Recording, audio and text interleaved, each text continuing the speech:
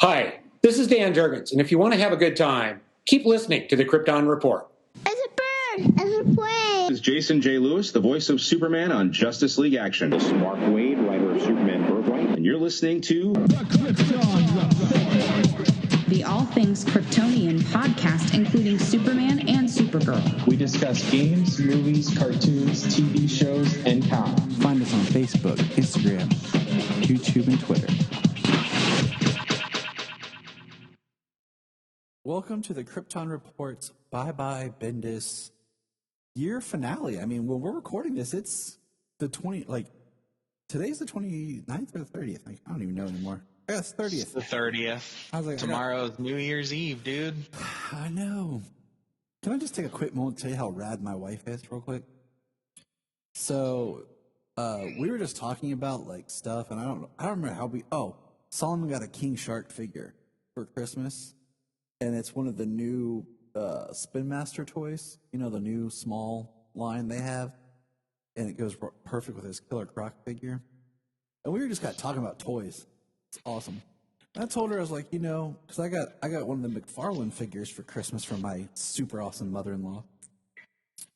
And I got the animated series Superman. And then I used my $5. I had that one at GameStop. I was tempted to grab it. Yeah, I was about to say, I was at GameStop, and I pre-ordered the GameStop exclusive Red Sun figure. It's exclusive to GameStop? Well, that's what it said on McFarlane, but I also heard that Target might have it, so we'll see. But I went ahead and just pre-ordered it at GameStop because I have my monthly coupon. But so I showed Jania my small but large 12-inch Superman figure collection. And I was just pointing out to her, like, how, you know, like I showed her the Superman from the Ultimate. And then I have Superman from BVS. Then I have the Mattel Superman that was the Justice League line. And like little, like how they changed the articulation, but then the paint job sometimes is cheesy and tacky. And then I have a more detailed Superman from the Justice League line. Or maybe it's the BVS line, I'm not sure. But it's a nice figure, but the plastic's like really thin and you can tell it's cheap, like it would break. And then I showed her I have the Superman from Justice League Action. And then I have Mattel did a really small line, like right before they did like the Justice League figures, right when they did the Batman Missions line, before they were, you know, lost the contract. But then I showed her my new like Spin Masters 12-inch Superman. And I mean, it's just, she was like, wow, this is an impressive action figure. I'm like, yes, the paint job is amazing. It's a good plastic. It looks good in the face. The cape is nice. There's tread, like details on the boots. Like, it is an awesome toy. Like, and it's just crazy. Like, just going through that. And that's how awesome my wife is she let me ramble about toys. Yeah, that's great. So, I think she's a keeper. I think so. Yeah. I mean, you married her and had 2 kids with her. I mean, yeah. You're stuck with her now. Pretty much. But yeah, that's big New Year's Eve tomorrow. You know, going to hang out with some friends. And that's about it. Yeah. So, and what about you? New Year's? I'm going to be around the house. Me and my kids. Going to be reading, watching some stuff. I'm sure me and Jimmy will play the Xbox. Maybe we'll get into some Injustice 2 tomorrow. See, yep, me and Solomon. Me, him, and Bella play. That's Solomon's trade off. He's been on a big fighting game kick, and he just beat Injustice 2 today. But he did like the alternate, like I forgot about, where you have that choice where you can be Superman or Batman or whatever, and you can go on and like there's like a few extra steps if you're Superman after you beat Brainiac or whatever, and it's the ultimate or extra alternative ending where you're Superman like part Brainiac. Yeah, it's what the He-Man Masters of the Universe versus Injustice book stems from. stems from the alternate ending I totally where forgot Superman about that. is like in control of Brainiac's technology and stuff. I totally forgot about that. But we finished that out today, and Solomon was so pumped that he beat the game and stuff. Like he's gotten a lot better with fighting games, you know. Of course, it's on the easy setting, but still, he's learning, you know. He used to have me all the time, like help him, and now very rarely does he ever ask for my help. So he's beat Mortal Kombat versus DC now like 2 or 3 times on both stories by himself, doing the arcade style, you know. Yeah. So it's a good time. It's good stuff. That was fun. I haven't played that game in a long time. Yeah, I got it. It was like, you know, for PlayStation 3, and it was a game that I could play with him down here in the basement. And Right. I know we had it for 360. I just also, side note, I really hate they have not released a PS4 updated version of Arkham Origins. Like, it really bums me that I have to, you know, I can get Arkham City, Asylum, and Knight, which I have, all for, you know, PS4, but I can't get Origins, which I love Origins, actually. So, I mean, like, my Origins is backwards compatible with the Xbox One. It plays it, and it ups the graphics and stuff like that, but so I can play Origins on my Xbox One. that's cool. Yeah, sometimes I kind of just wish they would just think about, like, they have a good game. Like, you know, sometimes you like to keep the game. And yeah, moving on. Okay. What? So yeah, New Year's Eve, we're just going to hang out with Jania's coworkers basically at the shop. Oh, that sounds fun. Yeah, and just kind of like watch TV, kind of hang out. And Mary, my awesome mother-in-law, is just going to watch the kids and kind of do a thing with them and grandma kind of thing, you know? So, Yeah. I'm just I'll have some beers and I'll get my kids some sparkling grape juice, and if they stay up to watch the ball drop, they've been staying up late this break, so maybe I can get them to watch the ball drop with me for the first time. I wish the ball drop was kind of like, you know, when you go to Kings Island or any theme park and they have like the Tower of Terror where it takes you up and then just drops you real fast. I wish the ball was like that. Like at like one, they'll release it and it drops down and like explodes. You know, like the whole slow ball drop thing kills me. I'm like, this ain't fun. We need some boom confetti cannons. Right.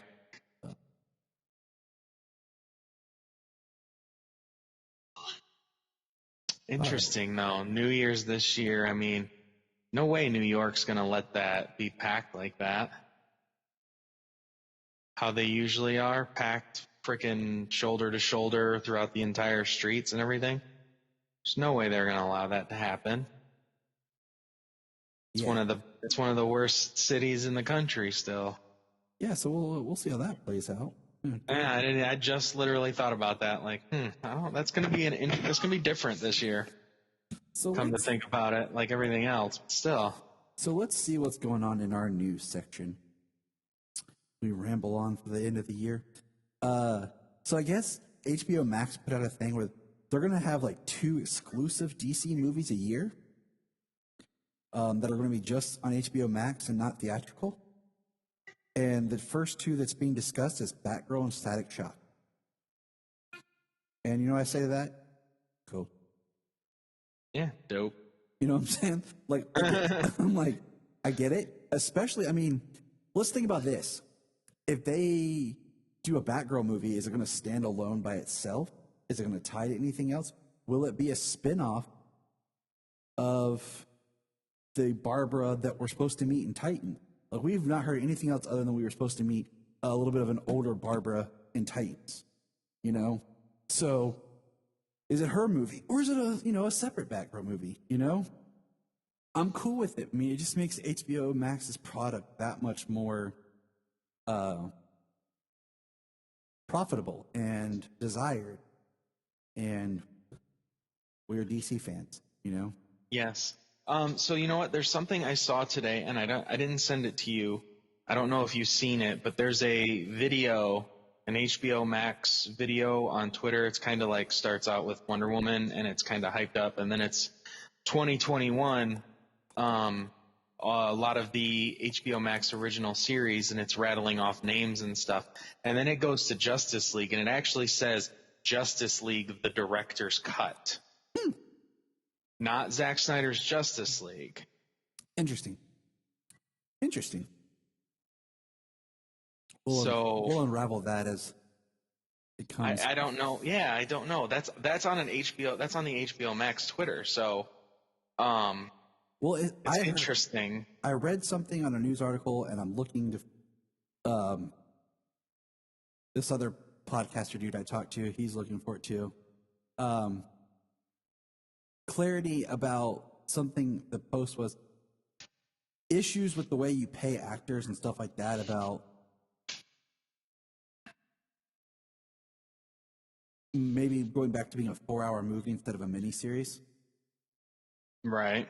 For Snyder. So we'll see. We'll see what that. I was looking for truth behind that. So yeah. We will see. But yeah, the exclusive movies, that's cool. That's fine. Makes your product more valuable. Gives people more for their money, you know?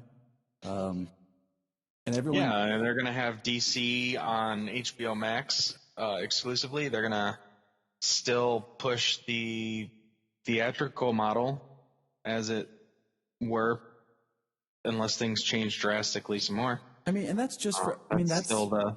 I mean, that's for. I mean, let's think about this. If things kind of shift back to normal for 2022, okay, you know, this whole 2021 is the big Warner Brothers slate on DC or on HBO Max. It might just be for this year, you know, and as things are kind of looking forward to 2022 and so on, they might go back. Well, they stressed that when they announced it, that it was just this year and not beyond. So that means that these movies that they're talking about, we won't see probably till 2022. It makes sense to have something that's exclusive to HBO Max that makes it even more profitable. And yeah, absolutely. And you know, all these movies still this year are coming out in theaters as well. I mean, we've got Wonder Woman 1984 just came out this weekend and made around 85 million at the worldwide box office in its opening holiday weekend. Not shabby, especially during how the world it still is with the pandemic and everything. And me and my kids went to the theater yesterday, and between us three and the other people in the theater, there was like 7 people inside the entire theater. It's pretty so crazy. Yeah, and we went and saw the first show of the day. I didn't expect there to be many people as it was. And the way they've got it set up, when you choose your seats, it blocks out whatever seats you choose. It blocks out 2 seats beyond that. So nobody can sit within 2 seats of either direction. So, you know, they have it blocked out. They can only fill so many seats. But it was dead, of course. But, I mean, the movie made 85 million this weekend. And that's like, was better than what Tenet did when it was released. Better than what Tenet did. I think what that make 300 in its theatrical run worldwide around the world. I think so. It's just a guess. I know it's close, but it's just a guess. So all right, next thing. We don't have a whole lot of news. We'll just move along. We got other stuff to talk about. Say end of the year. We got our Superman and Lois like trailer. Did you watch it? Yeah, that teaser thing. And that's what I didn't even watch it. I didn't even watch it a second time. I watched it once, and I was all excited when I saw Superman and Lois trailer. I was like, yeah. And then I watched it, and Jeannie was like, what? I'm like, it was just a stylized trailer or teaser.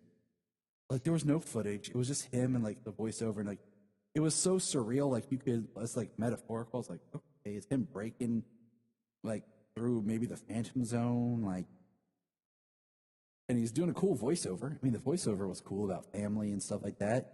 But I was like, I feel like this is a sizzle reel type thing that you would play like at a Comic-Con before a panel.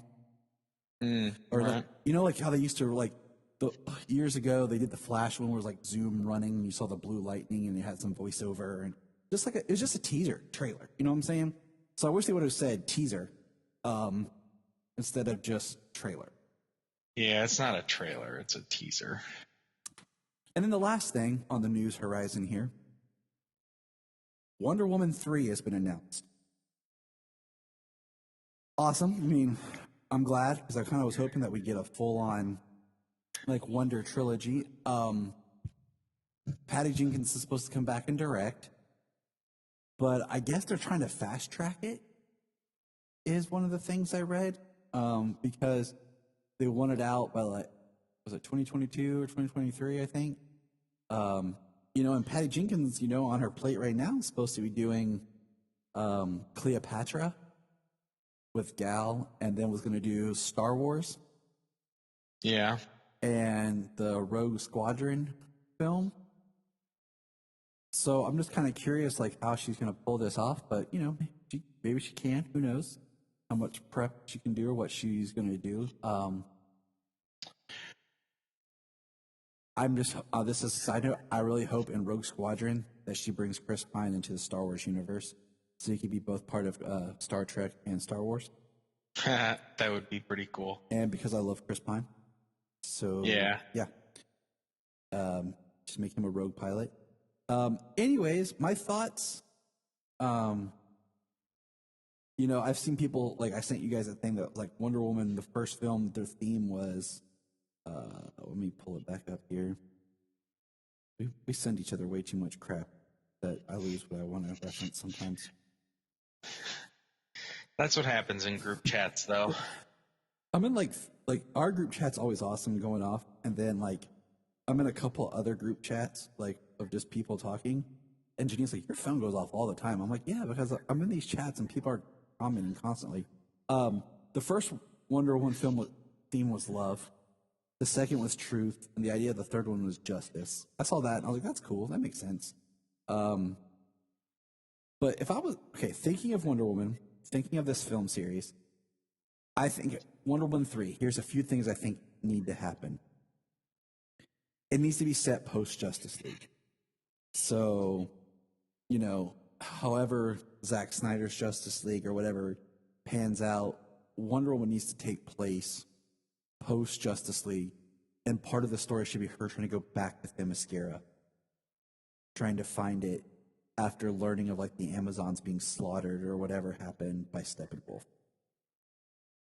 You know, kind of bring it full circle. Well, it would be interesting if, you know, how we discussed Barbara and possible future for that character if she went off to try and find it too. I mean, it would be. I mean, would Barbara have aged? I mean, there's a lot of, like, things out there. It's just if it was, you know, 40 years later, that'd be a different story. Because I feel like if you do another one, like, set like in the 90s or early 2000s, the story, you can do it, but I really think, because when we meet Diana, she's like in BVS and stuff, it's supposed to be like everybody's at a dark point, and that was part of Superman's whole thing, was he was trying to elevate and shine and bring people back together and bring them into the light. And I think we need a modern Diana. We need to stop looking to the past. And it would make more sense after the events of Steppenwolf on the island for her to really try to get back. Absolutely. And you could have a great story with who Diana is now confronting her mother. And then, I mean, even if you want to do something where Themyscira is revealed, and now the Amazons are being thrust into the modern world, and they're having to be, like, blocked off as a sovereign nation or something crazy. I don't know. I think something like that could be really cool. As much as I hate saying it, I definitely think it's the Wonder Woman movie that should not have Chris Pine unless you do a scene of him, like, in a flashback or something that Diana has, just as like something kind of cool, or something where she sees him, a Force Ghost type thing. I don't know. You could think of something cool like that, but, like, as a major player, he should not be back. This should be her film. all eyes on her type thing. No, she got her closure in this movie. Steve definitely does not need to show up. Exactly. The first one she didn't get to say goodbye, and he saved the day. And this one she got the chance to let him go. He was already gone. She finally got the chance to give to get closure. And yeah, that's it. Yeah, exactly. He's completely done. It would be forceful and wrong to put him in another one. Yes, it would be. I agree. We're totally on the same page. Awesome. Love it. All right. So let's move on to comic books. I do want to throw this out there real quick. Until we learn, because right now, DC Universe is no more. We are having to take a break on our Legion watching because I don't own it. It's one of the ones I don't own. And, yeah, it just kind of bums me out because I was enjoying watching that with you and the kids, and we were taking our time, and now it's gone. And I'm kind of feeling the pains of not having DC Universe because I didn't move everything to HBO Max yet. And I just kind of miss that place to go. Like, my TV feels empty. I mean, there are a number of animated things moving over, but they're a couple at a time so far. Yeah, and they're the popular. There's some stuff moving in. Yeah, Batman the Animated Series, Batman Beyond. The ones that are kind of like, duh, I like the ones like Legion that you kind of forgot about. Or even it'd be cool if they put Crypto on there. The kids have enjoyed watching Crypto. The stuff people don't think about. That it's fun to kind of discover. There's the ones that you're like, duh, of course that's going to be there, because if you didn't, you're an idiot. But, all right, so let's get into our bye-bye Brian Michael Bendis. It's been a haul, man. It's been a 2-year run. It's kind of, it's solid. He kicked off right after Action Comics 1000. He had a short story in there. He did his Man of Steel run miniseries, which is weird. It's a weird miniseries. It feels like it was just kind of like a hybrid story of wrapping up the loose ends from the end of Rebirth, Superman, so that they can do the new Superman, and we all know how the whole Doomsday Clock was weird, so not really it was just a okay weird miniseries. Didn't really introduce Rokelzar, and he proves to be a character, so he proved to be one of those characters that I could see making a live action like on TV, but you would never pull him into a movie. Right. So let's do... Not unless somebody did some amazing story with him. I mean, you'd have to do an amazing... amazing... Yeah, because, right now he's in stasis, so he's still out there. So let's do Superman 28 first. You want to do this one? Yeah, sure. Because out of the two, which one did you like better? Yeah. I guess I would have to go with Action. Exactly. That's why we're doing Superman first. Because of the Connor Kent stuff and then the father-son stuff. Yep. That's why we're doing Superman first. Yeah. Okay. So let's start with this. Superman, we've got page 1, page 2, page 3, just all exposition. Yeah. Because, from top to bottom. It's beautiful art. Okay. First of all. It's beautiful art. The Superman book has always been beautiful art. And that's one reason I kept buying. Because at one point I thought about dropping it, but then I heard we had an endpoint for Bendis, and I was like, okay. But first of all, the whole Sinmar thing feels very convoluted, very rushed, very just half-butt crammed in at the end. And we have Lana talking, and we're, you know, telling the story while we're just watching the Sinmar stuff play out. And Superman gets some armor from them and talks to one of the members. I mean, it's just...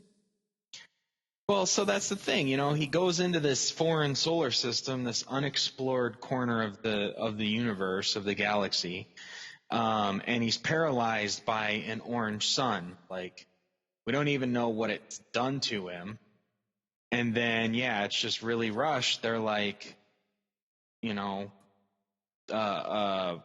this guy was supposed to be our Superman, and he went rogue. And then they give him some kind of armor, and then he's all super powered again. And then he's good to go. He beats him up, and like, I just feel like the whole Sinmar thing was just so weirdly convoluted that I didn't half understand what was going on. Like, he tried to write them so they talk, you know, in their own way, and I don't know, man. It was just weird. And then, like you said, they kind of rush it, and he's fighting, and we're hearing Lana talk about, you know, Clark from Lois's book. And it's kind of neat, but it's like, I don't want that told over top of this other, like, I don't know, like, this is your big finale for this book, you know? It feels to me almost like that idea of a story would be one of those, like, small digital firsts. And he would be doing a bunch of different things while they're talking.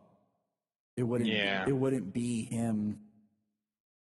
Yeah, sometimes those digital books, they seem like the artists are just given a direction and supposed to do some kind of cool thing while the script writer is just supposed to lead the story for the most part in the dialogue and the narrative bubbles and stuff.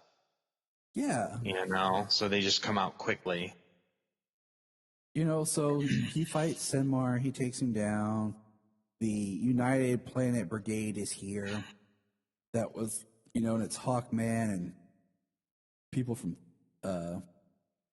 Tamarin, and led by Supergirl and Crypto, who are in armor, who help Cal with a suit of armor. And then we're on like the second last page. This is weird. It's a pretty cool looking suit of armor he's got. I mean, yeah, but you only get a long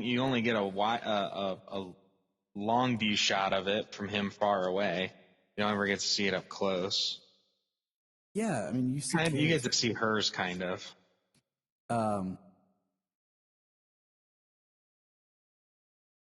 You know, and then we get him and Lois together, which is like very abrupt. It's very abrupt. Just it's like, you know, he's talking to Kara, and and then you turn the page and it's this girl on the roof playing acoustic guitar, and he's talking to her about liking her music and her sound, and he's saying thank you to her. And he's like, when things seem dark, like, I listen to your song. And then him and Lois float off, and the girl's smiling, playing guitar. That's the last page. I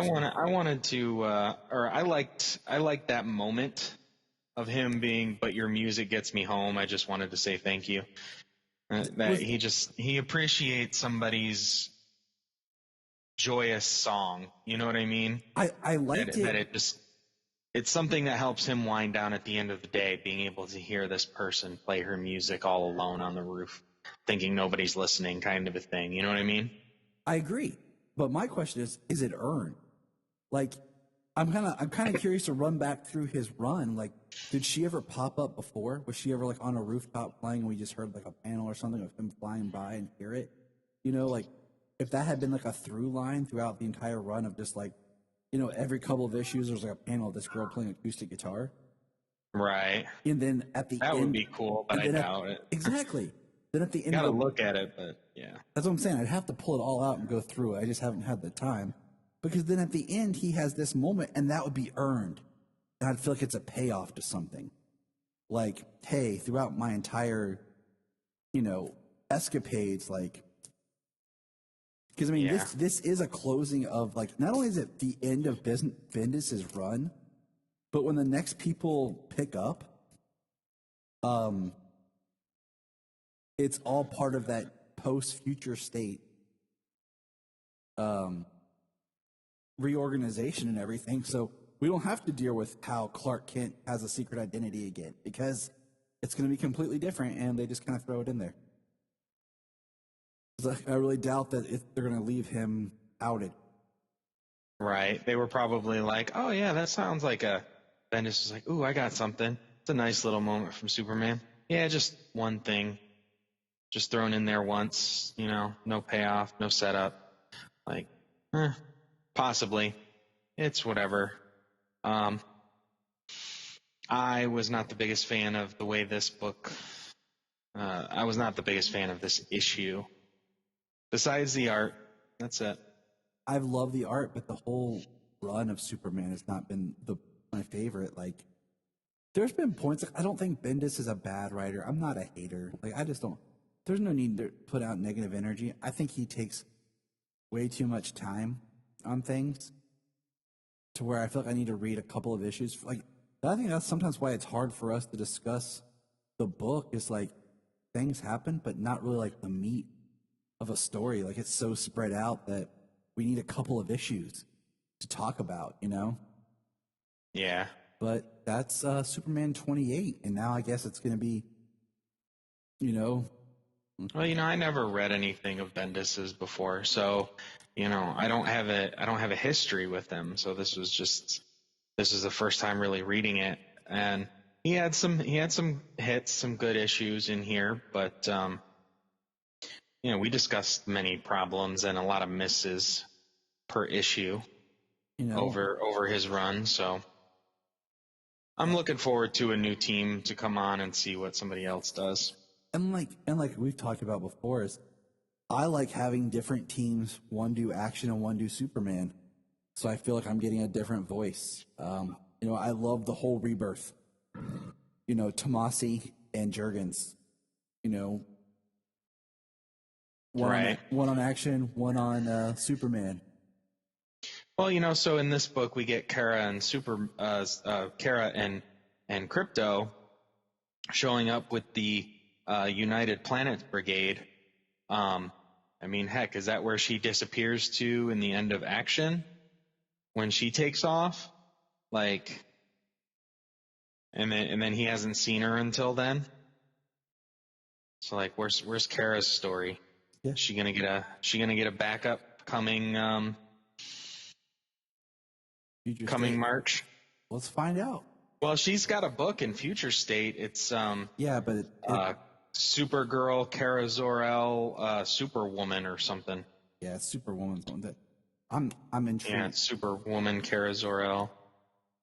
I updated my pull list at the shop because of Future State and everything, and then after Future State, because of how the books are changing. But so let's get into Action Comics Chapter 7, The House of Kent. Now, I've liked this story because I like seeing Superman with Supergirl, with Superboy, with Superboy. With John and Connor. So first page, this is like one of the first ones that doesn't open with somebody's desk in some way. Well, there's a reason for that. There is a reason for that.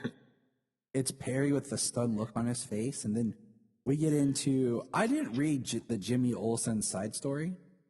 Me neither. But, he sums it up here. Action is also written more like with the classic comic book grid, and I appreciate that. For this book, I think it just lends to, like, Action Comics in itself. But, he talks about Jimmy Olsen's like a distant relative of Lex Luthor. And they separated and he has money from that. That's the short version. So, and he, he bought it. And the board thought it was a good idea. So that's summing it up. And then we have this shot of Perry, and then Jimmy bought the place. And he said, "You can have anything, Mr. White." And he goes, "Full creative control. If you own the place, you don't have to ask for it." And Jimmy says, "No, I'm giving you and only you full creative control." And he clicks a picture of Perry's face, and then Yeah. you see people coming in like, Mr. Olson, coffee? And it's just great because he says, "Congratulations, Chief. Is it okay if I still call you Chief? Right, Chief?" Yeah. Now this next part of the Hall of Justice, where they talk about It basically, was nice seeing Perry get, he caught a smile from Perry, though, when he Yes. clicked him. That was pretty cool. Perry's an Hall interesting. of Justice. I'll say Perry's an interesting character because I feel like so many Perryisms got copied by J. Jonah Jameson that it's kind of hard to find like the right blend of being Perry when he goes off. But this whole thing where they talk about Connor eventually might lose his powers, and they want to keep him for observation or have him check back in with them, like to keep up with. I was just kind of like, really? Like, we have to do this? Like, because they talk about Connor and the universe, and I'm trying to find the exact wordage they use here. You're a one-of-a-kind dude. Every time something happens to you, it's like a scientific event. And I just kind of felt like, oh, so Connor's now like the Green Ranger in the original Power Rangers. He could lose his powers all the time. It's on the next page where it talks about Connor Kent is proof that the universe rebooted its timeline, corrected itself in the face of what some of us know to be cosmic level catastrophes brought on by external dark forces. And we know that you, Superman, have traveled a multitude of multiverses. You have bounced all over space and time in your quest for truth and justice. And it's kind of a weird panel because we see Connor fly, then we see what looks like Superman, but it could be Superboy, but we don't know, in the air. And then we see Superman in the lab with Mr. Terrific, and then next to Connor. See what I'm saying? Yeah. So it's kind of hard because the way, I just kind of, I like this story, but I hate that the art is Romita Jr. Right. Yeah, I understand. I mean, they had to throw in this Connor could possibly lose his powers, that he's unique because he's a clone, not like Superboy, who is naturally birthed, so to speak, from Superman and Lois. And it's theorized that John could be more powerful because of his hybrid makeup. It's always like that. And with hybrids. is that the do the same rules apply to Connor, or just because he's a clone means he's incredibly unique? Like the same rules don't apply. Right. Crazy, right? Right. Next part is Smallville, Kansas, Kent Farm. We see the four descending mom, pa. They all loving on Connor, which is awesome. Like, it's so crazy they remember him. That's so convoluted, but whatever. It's comic. And we get a nice, discussion between Clark and Connor. I'm looking for my wordage here.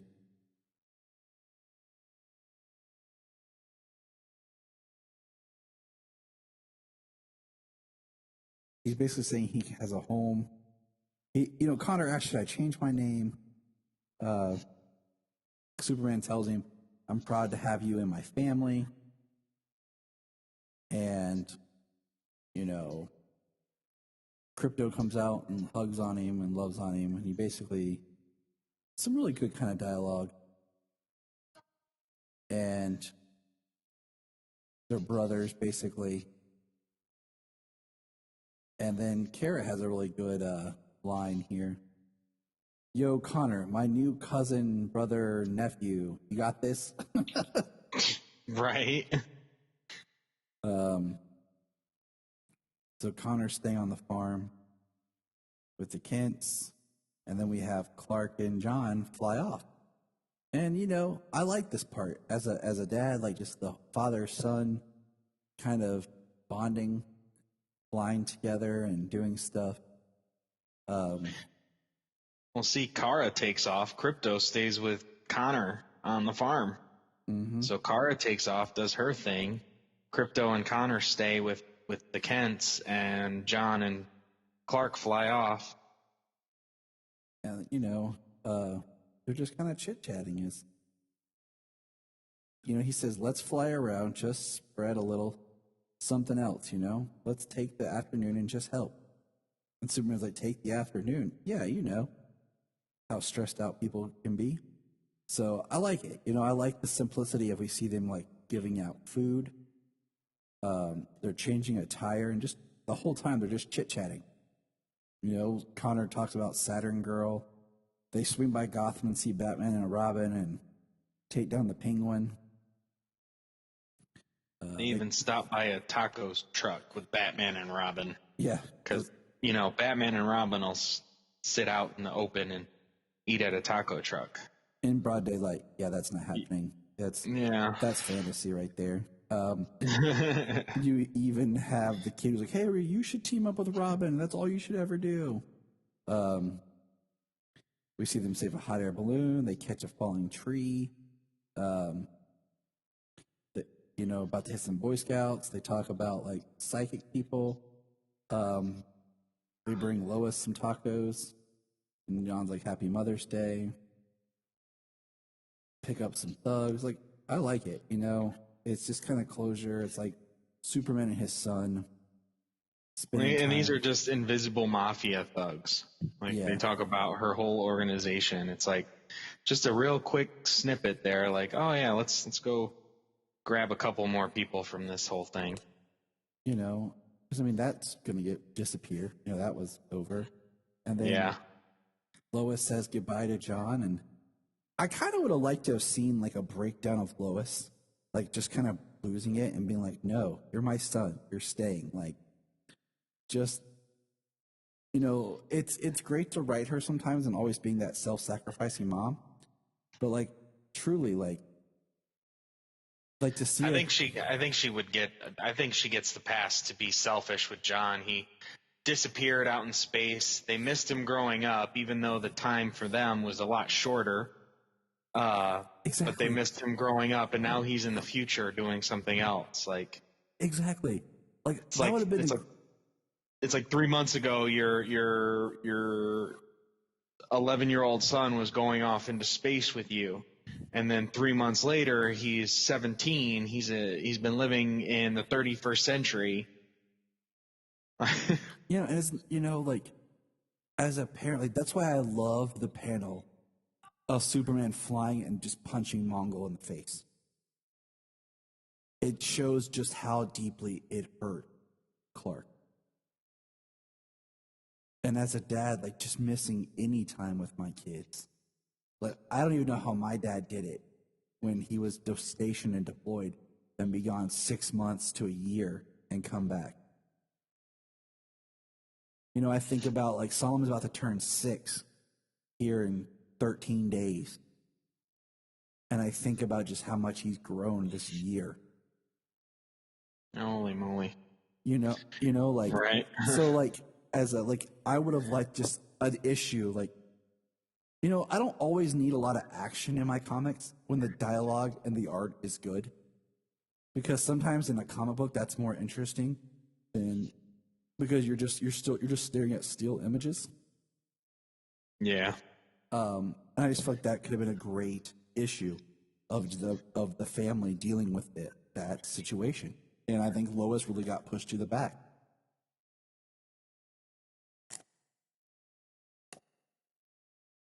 But John flies back. Goes back off to the 31st century. Back to the future. We're now back in the newsroom. And it's weird seeing Clark sitting around without his glasses. And we hear major meta-human event happening outside Conduct. And Clark's like, if you'll excuse me. He rips open his shirt, hands it to Lois, and flies out the window. Well, you notice that he's got his cape tucked into his pants. Yeah, it's kind of cool. And then when he flies out the window, he's still wearing his pants with his cape tucked into his pants. Yep. That's weird. Uh-huh.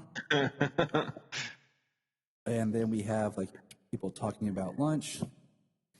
Can we order some great Caesar's toast? Jimmy says. And then our final page is actually a desk. Lois's Clark's desk. Is it Clark's desk? Yeah. I think it's Clark's desk. He's got a bear that says Lois. Okay, it makes sense. I thought it was Lois's desk because of the bear, but yeah, Clark's desk makes sense.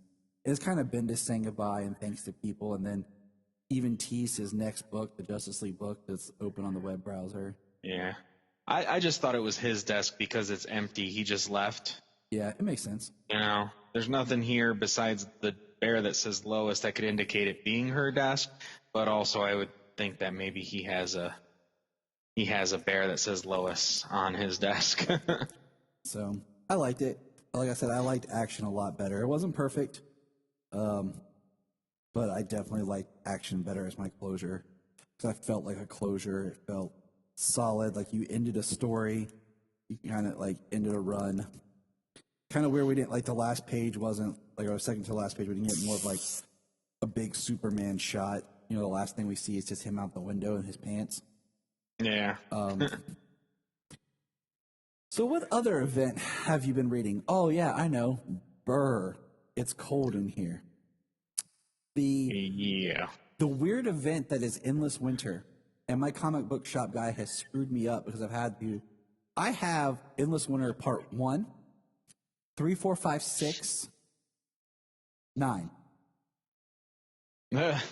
What? Yeah, because I wanted Endless Winter, but no one realized that it was just, or we did, or whatever, you know, my shop dude didn't realize that the parts were in random other books.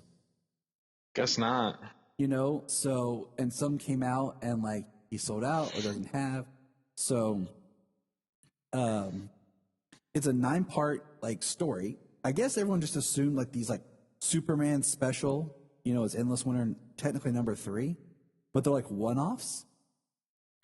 But yet they finish those stories, so it's not like there's the main Endless Winter book with side stories like we're so accustomed to. The parts are just certain parts in other books. Yeah. If you did an Endless Winter in, say, the Justice League, and you just did it Justice League, and you did it in 5 issues, you'd have had it done. No problem. I think 9 was too much. I think they spaced it out too much, but I actually really like the background story, the way it's written and the art it's done. Because if you look, the flashback story of the origin of the Frost Kings. Yes. Yeah. Because there's one artist that did that.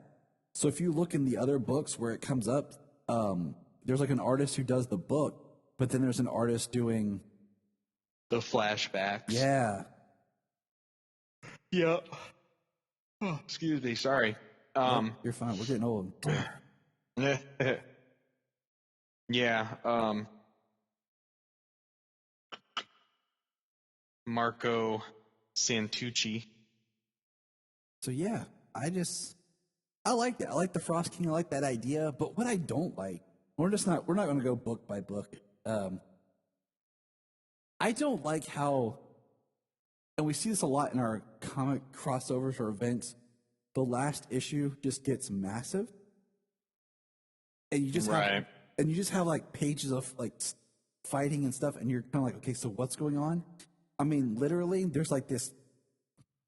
The end of the climax in the book, I didn't realize it was over.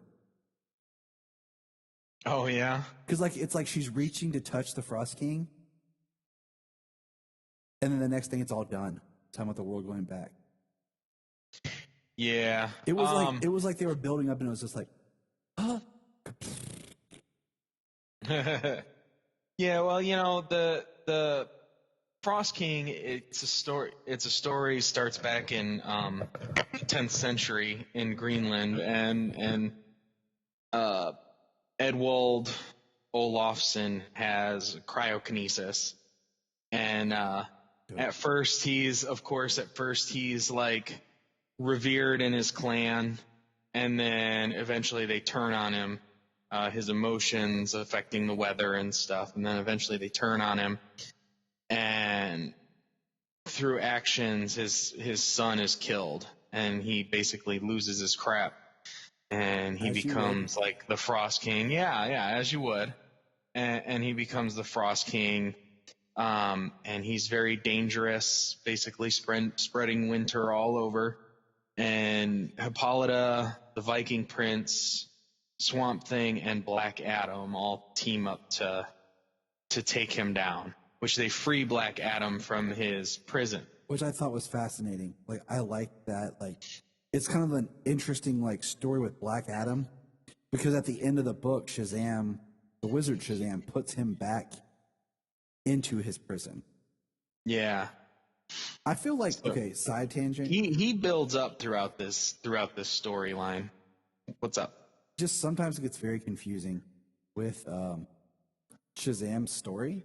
Like the wizard giving, Black Adam the, power as their champion, but yet then they have, then the wizard gives Billy his power and like how magic works. I don't know. It gets kind of convoluted sometimes. That's all I was going to say.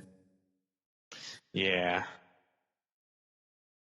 But so and in the past they take him down.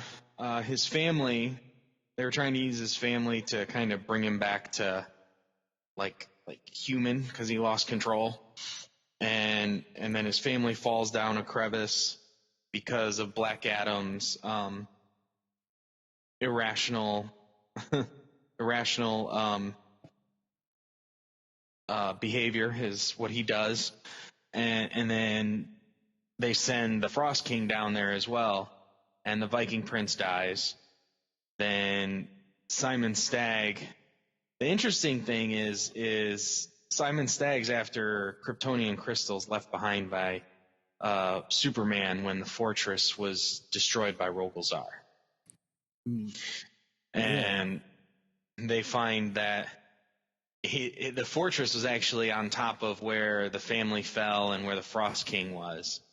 And the Frost King's like infused with Kryptonian crystals, and his family is alive and frozen in Kryptonian crystals. And because Simon Stagg took them, the Frost King was scouring Earth looking for them. Yeah, it's very interesting.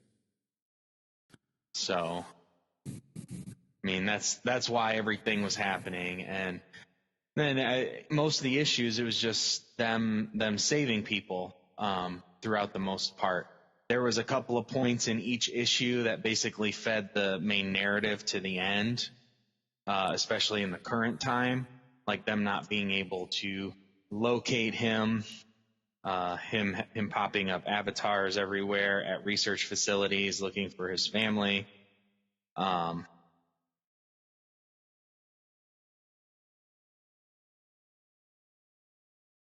But it was a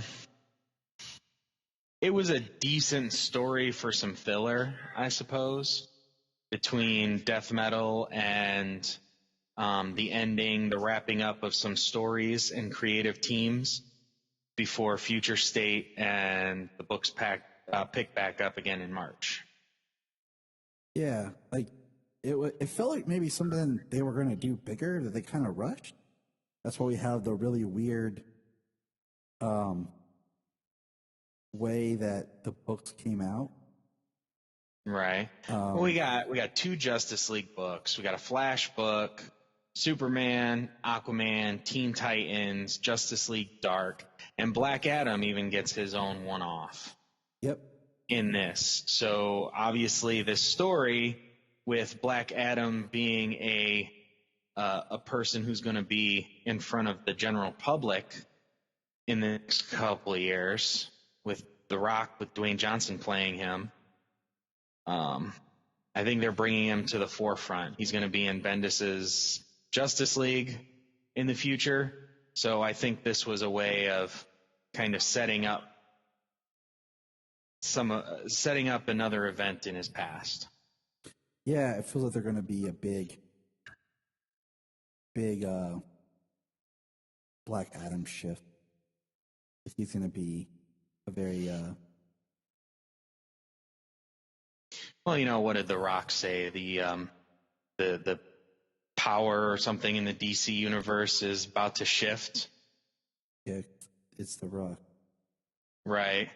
It's like I said, they're gonna use his charisma to elevate the character in the comic universe, I think. I mean, hopefully it carries over. I mean, everybody loves The Rock. You know? I haven't met anyone who's like, I don't like The Rock. You know, if you do, that means they don't know which Rock you're talking about. Right? You're talking about the Michael Bay movie, right? They're like, The Rock with Nick Cage? No. Oh, what are you talking about? You don't need that kind of negativity in your life. No, you don't. Not at all. Did you read the last Batman Superman? Number 15? I have it upstairs on my desk to read it. I just have not got to. With Solomon Grundy, I was going to, but it's been a crazy day with my children. Yeah. And well, I'll just say it was a good book. I really liked how the story wrapped up. This was a one-off story. We don't get a whole lot of one-off stories these days. Everything's written for a trade. But no, this story picks up at the beginning, Solomon Grundy, the way everything goes down, and then the ending. Yeah. I'll probably go read it after this and be like, dang it, James, that was awesome. Yep. It's a one-off story. It was good. But this is kind of this is the end of the line, man. Like, this is the end of an era of DC Comics that's all wrapping up. Like, good or bad, like, what's going to happen next? It's going to be different. And right. It's the nature of the thing. So I just, I'm not going to, I don't know. I just try not to get mad about stuff. I don't have energy to be mad about things I can't control. Like, I can always just not read it and enjoy what I have. I mean, I have years of books, and things to read that it doesn't tarnish anything, Yeah. I'm paying for DC Universe and DC Universe Infinite coming up. I got that all the time. I have tons of books at my disposal. I'm sure there are plenty of bad ones in there too. People seem to always forget that happened. Yeah, the books never, the good stuff never goes away, I'm reading the last 52 War of the Multiverses right now. We'll talk about that later because I got that on that's on my desk too. Oh yeah, I'm not talking about that. I was just saying I'm in that right now. But since we are a Superman podcast here, a Kryptonian podcast, yeah, we are. Dark Knight's Death Metal: The Secret Origin. Did you read that yet? No, it was one that I told you. It's one that I went to get, and I totally forgot because the kids were being crazy in the comic book store. And, yeah. And I'm trying to go through my books, and I had the whole Endless Winter thing going on, and it's just another one of those DC killed me this month. Okay, it's December, and you killed me with all these special thick exclusives for metal, and then Endless Winter, and then my regular books, You just I understand. So trying to keep up with all these special one-off metal issues, I thought it was in there. I thought it was in my poll, and it wasn't. So I was just like, dang it. Well, yeah. I mean, The Secret Origin is really good. It's a book all about Superboy Prime. Which I'm just gonna open up on the first page here. It says Earth Prime 1984. It says, I was adopted just like him. That's why my parents named me Clark Kent. They found me in a field, abandoned. It always made me feel unwanted, alone. But I had Superman. I always had Superman until he betrayed me. Interesting. talking about the comic book version of Superman. Interesting. And he looks just like a young Superman, like you've read in another book, like maybe even Secret Origin almost. And he's in front of a comic book spinner rack at your corner store or your small town drugstore or something, and it's got old issues of The Flash and Green Lantern and Superman and Justice League. Firestorm. It's got all these classic issues on the rack too. All right, So it's pretty cool. Mm-hmm. And yeah, the whole issue is about Superboy Prime. So I thought it was really good. Definitely. I enjoyed it. I definitely think you should read it. And I sent you a picture today of the Death Metal 7 cover. I know. Our next episode is all going to be about. Our next episode is all going to be all about death metal. Like it's because we're getting the last issue. We got the 2. We can talk more about Origins. I'll go pick it up, and the other 2, like the Last Battle, and what's the other one I have upstairs? I have another big Origins book, or big thick death metal book. So, yeah, and my shop owner said he read Secret Origins and Death Metal 7, and not Secret Origins. It said Secret Origins. He read Generations Shattered and Death Metal 7, and he said they were both fantastic. He said, "You want to see?" And he flipped the book open for me and just flipped through some pages. I was like, "Sweet." you're like, this is the nice tease, and thanks, right? For being a douche.